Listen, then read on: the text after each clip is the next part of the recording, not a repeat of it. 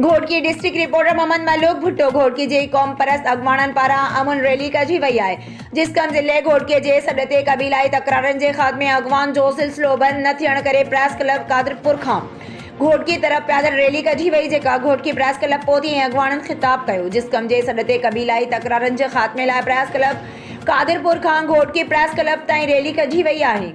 अगवाणन सावन संदराणी तकरार घोटा भेरी तकरार महर जतोई तकरारन जे करे बेगुनाह माण्हुनि जो क़त्ल कियो वियो आहे।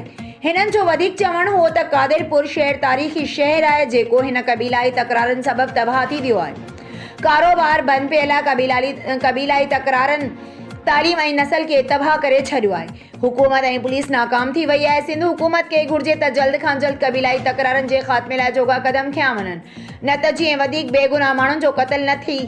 जिसकम अगवाणन जो मुतालबो अमन रैली जी अगवाणी जिसकम अगवान हबीबुल्ला घोटो महबूब घोटो वहाब सैतो रशीद सिंधी वाहिद बख्श चाचड़ वकील लाला बख्श घोटो नसरुल्ला कलादी मीर हसन लाशारी कई जंहिंमें कारकुननि वॾे अंग में शिरकत कई।